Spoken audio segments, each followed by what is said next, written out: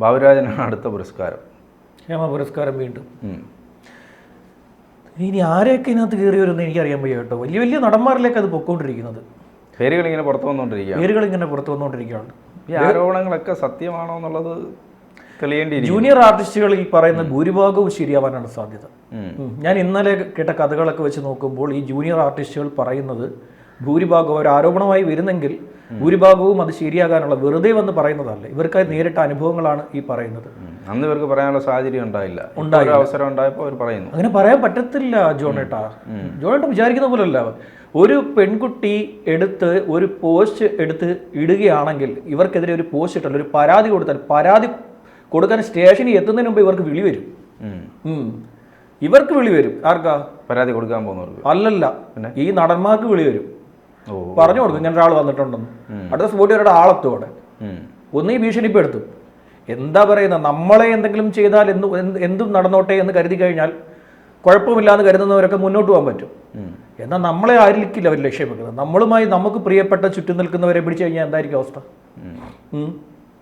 നമുക്ക് ചുറ്റും പ്രിയപ്പെട്ടതായി നിൽക്കുന്ന എല്ലാ വസ്തുക്കളെയും നശിപ്പിച്ച് കളയാൻ വേണ്ടി ഇവർ ഇറങ്ങി തിരിച്ചിരിക്കും എന്ന ബോധ്യം ഇവരെ അടുത്തറിഞ്ഞവരല്ലേ അവർ. അതെ, അടുത്തറിഞ്ഞവരല്ലേ, നന്നായി മനസ്സിലാക്കിയവരല്ലേ. അവരുടെ ബലപ്രയോഗവും ബലാത്കാരവും തൊഴിയും അടിയും അവരുടെ വൈകൃതങ്ങളും ഒക്കെ നേരിൽ കണ്ടവരല്ലേ. അങ്ങനെയുള്ള കുട്ടികൾ എങ്ങനെ ധൈര്യം കാണിക്കും? ഇവിടെ പോലീസ് ചെയ്യുന്ന ഒരു പരിപാടിയുണ്ട്. ഈ ഗുണ്ടകളുണ്ടല്ലോ, ഈ ക്രിമിനൽസിനെ ഈ കുറ്റകൃത്യങ്ങൾ ചെയ്തിട്ട് മുങ്ങുന്ന ആളുകളുണ്ട്. പിടിക്കാൻ പറ്റത്തില്ല എന്നാകുമ്പോഴത്തേക്ക് പോലീസ് ചെയ്യുന്ന പരിപാടിയാണ് അവരുടെ ഏറ്റവും പ്രിയപ്പെട്ട ആരെങ്കിലും പിടിച്ചു, ആരെങ്കിലും തൂക്കിങ് അകത്ത്. സുഹൃത്തുക്കളെയും ബന്ധുക്കളെ ഒന്നുമല്ല, ഗുണ്ടകളിൽ ഭൂരിഭാഗം ഗുണ്ടകൾ പിന്നെ ഈ പറയുന്ന ഒരു അമ്മയും അച്ഛനെ ഒന്നും വിളിച്ചു നിർത്തി കഴിഞ്ഞാൽ അവന്മാർ വരത്തില്ല. അവന്മാരെ കാമുകിയെ തപ്പിയെടുക്കും. കാമുകിയെ തപ്പിയെടുത്ത് കാമുകിയിലേക്ക് വിളി പോകുന്നു ചെല്ലും എന്ന് മനസ്സിലാക്കി കഴിഞ്ഞാൽ ഇനി എവിടെ ആണെങ്കിലും അവൻ മറന്നു കൊടുത്ത് അങ്ങനെയുള്ള പരിപാടികൾ ചെയ്യട്ടെ. അതുപോലെയാണ് ഇവർ നമ്മൾക്ക് പ്രിയപ്പെട്ടവരെ തകർക്കാൻ ശ്രമിക്കും. ഇപ്പൊ അദ്ദേഹം ഹൈദരാബാദിലാണ്, ബാബുരാജിന്. അദ്ദേഹത്തിന് അങ്ങനെ ഒരു വസതിയുണ്ട്, എനിക്കറിയാം, ആലുവയില. അങ്ങനെ ഒരു വസതിയുണ്ട്. ആ വസതി എനിക്ക് തോന്നുന്നു ആ വസതി ഒരു പ്രത്യേക രീതിയാണ്. ആ വസതി ഒരു പ്രത്യേക രീതി എന്ന് വെച്ച് കഴിഞ്ഞാൽ അത് ഞാൻ കാണുമ്പോൾ അതിൻ്റെ ഒരു കൺസെഷൻ ഒന്നും പൂർണ്ണമല്ലാത്തൊരു രീതി കിടക്കുന്ന ഒരു സാധനമാണ്. ഒരു പ്രത്യേക രീതി കിടക്കുക അത്. അപ്പോൾ ആ വസതിയിലാകാനാണ് സാധ്യത. ഈ കുട്ടി പറയുന്ന ആലുവയിൽ അദ്ദേഹത്തിന്റെ വസതി എന്ന് പറയുന്നുണ്ട്. ഒരു കാലത്ത് ഞാൻ അവരുടെ വായിക്കാമേ. ഒരു കാലത്ത് താൻ ബാബുരാജിന്റെ സഹോദരനെ പോലെ വിശ്വസിച്ചിരുന്നു. സാമ്പത്തികമായി വളരെ പിന്നോക്കാവസ്ഥയിലുള്ള കുടുംബത്തിൽ നിന്നാണ് താൻ സ്വപ്നങ്ങളുമായി സിനിമയിലേക്ക് വരുന്നത്. നടൻ ബാബുരാജ് തന്നെ സിനിമയിൽ അവസരം തരാമെന്ന് പറഞ്ഞ് ആലുവയിലെ വീട്ടിലേക്ക് വിളിപ്പിച്ചു. വീട്ടിൽ സിനിമയുമായി ബന്ധപ്പെട്ട് മറ്റാളുകളുണ്ട്, അവരോട് സംസാരിച്ചതിന് ശേഷം ഉചിതമായ റോൾ തിരഞ്ഞെടുക്കാം എന്നായിരുന്നു ബാബുരാജ് പറഞ്ഞത്. വീട്ടിലെത്തിയപ്പോൾ അവിടെ ആരും ഉണ്ടായിരുന്നില്ല. ചോദിച്ചപ്പോൾ അല്പസമയത്തിനകം എല്ലാവരും എത്തുമെന്നാണ് ബാബുരാജ് പറഞ്ഞത്. തുടർന്ന് റൂമിൽ വെയിറ്റ് ചെയ്യാൻ പറഞ്ഞു, ഒരു മുറിയിൽ വെയിറ്റ് ചെയ്യാൻ പറഞ്ഞു. ഭക്ഷണം കഴിക്കാൻ വിളിച്ചപ്പോൾ താൻ ആ റൂം തുറന്നു. ഈ സമയത്ത് ബാബുരാജ് റൂമിലേക്ക് കയറി വന്നു, കടന്നു പിടിച്ചു, മെത്തയിലേക്ക് എടുത്തെറിഞ്ഞു, ബലാത്സംഗം ചെയ്തു. പിറ്റേ ദിവസം രാവിലെ വരെ അത് തുടർന്നു. അദ്ദേഹത്തിന് നല്ലൊരു ആരോഗ്യമുള്ള മനുഷ്യനല്ലേ. നിഷേധിച്ചിട്ടുണ്ട് കേട്ടോ. ഇപ്പൊ തന്നെ അതിന് തൊട്ട് പിന്നാലെ തന്നെ അദ്ദേഹത്തിന്റെ ഒരു നിഷേധിച്ചുകൊണ്ടുള്ള ഒരു സംഭവം വന്നിട്ടുണ്ട്. അദ്ദേഹം പറഞ്ഞിരിക്കുന്നത് അതിൽ പറഞ്ഞിട്ടുണ്ട് കേട്ടോ, എൻ്റെ വീട്ടിൽ കഥകില്ല എന്നൊക്കെയാണ് പറഞ്ഞിരിക്കുന്നത്. ആണ് അദ്ദേഹത്തിന്റെ വീട്ടിൽ കഥകില്ല എന്നൊക്കെ പറഞ്ഞു. കയറി ചെല്ലുന്നിടത്ത് കഥ കിട്ടിയിട്ടില്ലായിരുന്നു. 2020 അതിന്റെ നിർമ്മാണം താൻ പൂർത്തിയാക്കിയത്. ഇതിന് പിന്നിൽ അജണ്ടയുണ്ട്. ജനറൽ സെക്രട്ടറി ആകാൻ താൻ പോകുന്നു എന്ന ധാരണയിൽ ആരോ പടച്ചു വിടുകയാണ്. ആരാണ് ആരോപണം ഉന്നയിച്ചതെന്ന് മനസ്സിലായിട്ടില്ല. ആരായാലും വെറുതെ വിടില്ല, ഭീഷണിയാണ്. ആരായാലും വെറുതെ വിടില്ല.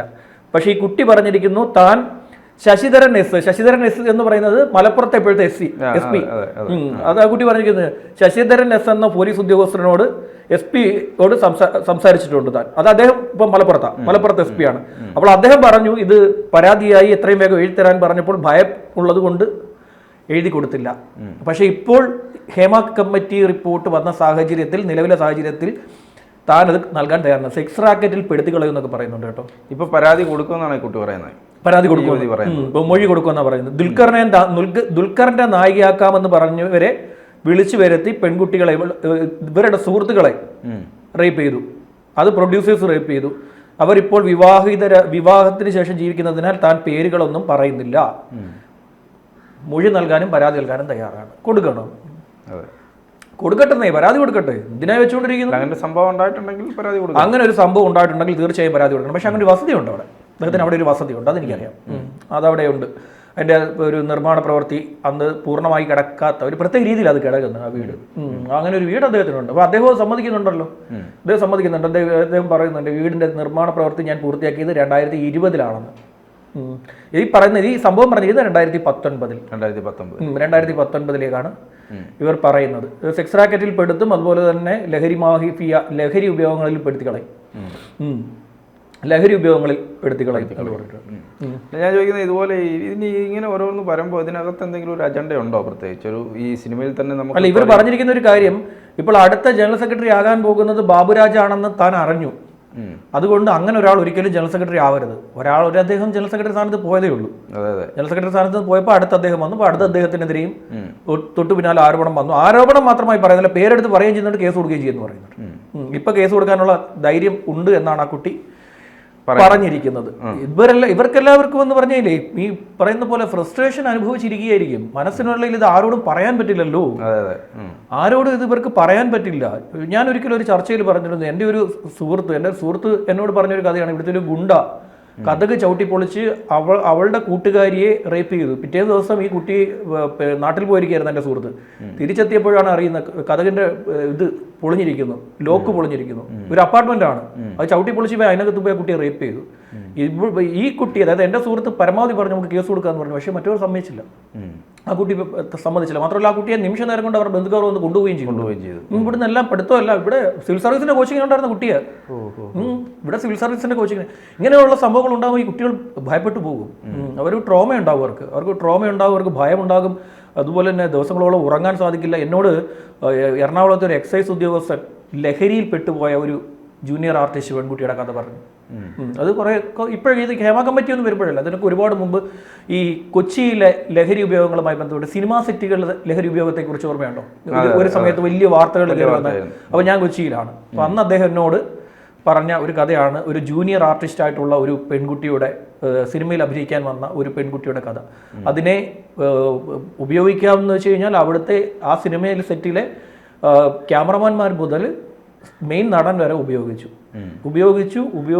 അതിനെ ബലമായിട്ട് ഈ മെറ്റാഫിറ്റമിൻ ബലമായിട്ട് കൊടുത്തു. ഈ കുട്ടിയുടെ പിന്നെ ഓർമ്മശക്തിയും കാര്യങ്ങളും എല്ലാം പോയി.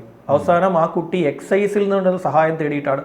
എക്സൈസിൻ്റെ ഒരു പ്രശ്നം, അവരോട് ഈ പറയുന്ന പോലെ പരാതി രേഖാമൂലം അവർക്ക് കൊടുത്തില്ലെങ്കിൽ അവർ പരാതി രേഖാമൂലം കൊടുത്താലേ അവർ പോലീസിലേക്ക് അത് കൈമാറും. അവർക്ക് റേപ്പിൽ കേസെടുക്കാൻ പറ്റില്ലല്ലോ.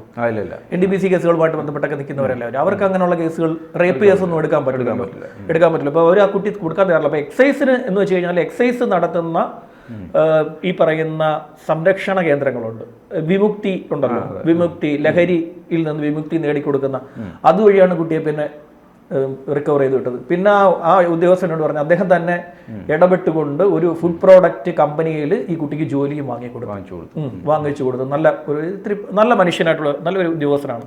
അദ്ദേഹം തന്നെ ഇടപെട്ടുകൊണ്ട് അദ്ദേഹം തന്നെ പറഞ്ഞു, ആ കുട്ടിയോട് പലതവണ ആവശ്യപ്പെട്ടു, പരാതി ഞാനിത് എക്സൈസിൽ നിന്ന് ഇത് ഇങ്ങോട്ട് ഇവർക്കത് ബലമായി ലഹരി കൊടുത്തു എന്നുള്ള തന്നെ എക്സൈസിന് കേസെടുക്കാൻ പറ്റും, പോലീസിനും കേസെടുക്കാൻ പറ്റും, എക്സൈസിനും കേസെടുക്കാൻ പറ്റും. പക്ഷേ റേപ്പ് എക്സൈസിന് എടുക്കാൻ പറ്റില്ല. അപ്പോൾ ഈ രേഖാമൂലം തന്നാൽ ഞാനത് അവർക്ക് ഫോർവേഡ് ചെയ്യാം, പോലീസിന് ഫോർവേഡ് ചെയ്യുന്ന പറഞ്ഞപ്പോൾ ആ കുട്ടി സമ്മതിച്ചില്ല എന്ന് പറഞ്ഞു. ആ കുട്ടി അദ്ദേഹം എന്നോട് പറഞ്ഞു, ആ കുട്ടിയുടെ ശരീരം മുഴുവൻ ഈ പറയുന്ന പോലെ കടിച്ചുള്ള പാടുകളൊക്കെയാണ്. ഇവരങ്ങ് ഉപദ്രവിക്കും, ലഹരി ഉപയോഗിച്ചിട്ടുള്ളതല്ലേ, ഉപദ്രവിച്ച് അങ്ങനെയുള്ള ഒരുപാട് കഥകൾ ഞാൻ വേറെയും കേട്ടിട്ടുണ്ട്. സിനിമാ നടിമാരുടെ എല്ലാം അല്ലാതെയുള്ള കുട്ടികളുടെ ഈ MDMA കേസിലൊക്കെ പിടികൂടുന്നത്. അപ്പോൾ ഇപ്പൊ അടുത്ത അദ്ദേഹം ജനറൽ സെക്രട്ടറി ആവാൻ വരുന്ന ആൾക്കെതിരെ അതിനേക്കാൾ വലിയ ഗുരുതര ആരോപണം. ഒരു ദിവസം മൊത്തം, മറ്റേത് 1 മണിക്കൂറേ ഉള്ളായിരുന്നു. ആദ്യത്തെ ജനറൽ സെക്രട്ടറിക്ക് സിദ്ദിഖിനെതിരെ 1 മണിക്കൂർ റേപ്പിന്റെ കേസാണ് വന്നത്. ഇത് ഒരു ദിവസം മൊത്തം. രാവിലെ വെച്ചെന്ന കുട്ടിയെ പിറ്റേന്ന് രാവിലെയാണ് റൂമിൽ നിന്ന് പുറത്തിറങ്ങാൻ ഈ ബാബുരാജ് സമ്മതിച്ചതെന്ന്. വേറൊരാള് ഇപ്പൊ ഈ ബംഗാളികൾ കാരണം മലയാളികൾ പലർക്കും ജോലി പോകാറുണ്ട് ഇവിടെ. വേറൊരാൾക്ക് ബംഗാളി കാരണം സർക്കാർ ജോലി പോയി. ബംഗാളി നടി കാരണം സർക്കാർ ജോലി പോയി ഒരാൾക്ക്.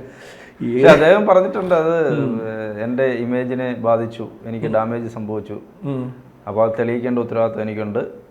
ഈ പറഞ്ഞത് വാസ്തവമല്ല, ഞാനത് തെളിയിക്കും എന്ന് രഞ്ജിത്ത് പറഞ്ഞിട്ടുണ്ടല്ലേ? തെളിയിക്കട്ടെ, തെളിയിക്കണമെന്നേ. അവർ പറഞ്ഞത് അവാസ്തവമാണ്.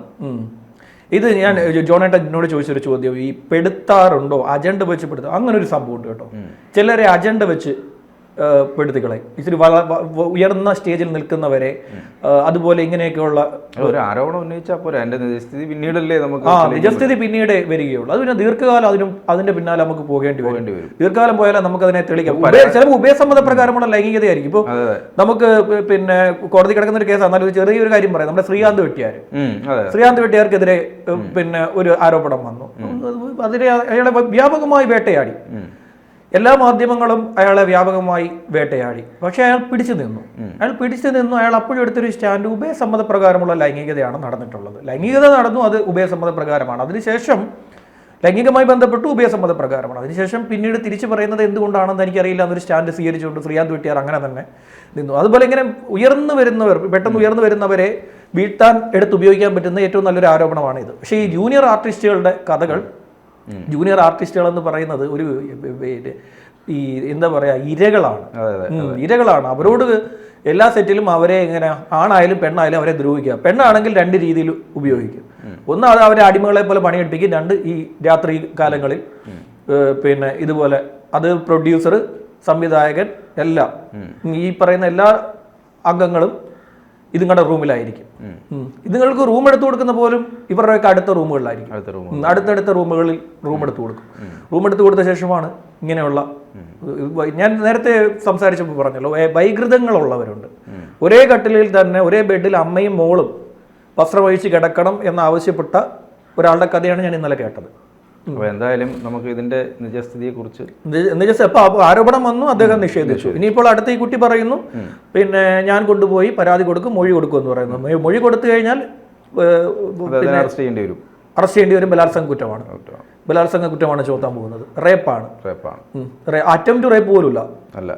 ബലാത്സംഗ ശ്രമവും ഉണ്ട്, പീഡനത്തിനകത്ത് കിടക്കേണ്ടി വരും. അതാണ് നമുക്ക് പീഡനത്തിന് കേസെടുത്തു കഴിഞ്ഞാൽ പീഡനത്തിന് അകത്ത് കൊടുക്കേണ്ടി വരും. പിന്നെ ഇവരുടെയൊക്കെ ഒരു പ്രധാനപ്പെട്ട കാര്യം, ഇവർക്ക് ഈ രാഷ്ട്രീയ നേതൃത്വവുമായിട്ട് നല്ല അടുത്ത ബന്ധം സിനിമാക്കാർ പുലർത്താറുണ്ട്. പോലീസുമായിട്ടും നല്ല ബന്ധം ഇവർക്കുണ്ട്. അതുകൊണ്ട് ഈ പരാതികളിലൊക്കെ ഏത് രീതിയിൽ വകുപ്പെടുത്ത് കേസെടുക്കും എന്നുള്ളതും അതിലെ പിന്നെ തെളിവെടുക്കുന്ന ഏത് രീതിയിൽ പോകും എന്നുള്ളതും ഒക്കെ പിന്നീട് നമുക്ക് കണ്ടറിയേണ്ടി വരും. ഏതായാലും ഹേമ പുരസ്കാരത്തിലെ ഇന്നത്തെ 5ാമത്തെ ആളുടെ പേരാണ് പുറത്തു വന്നിരിക്കുന്നത്, ബാബുരാജ്. അദ്ദേഹത്തിന് എല്ലാവിധ നന്ദിയും ആശംസയും അറിയിച്ചുകൊണ്ട് അവസാനിപ്പിക്കുന്നു.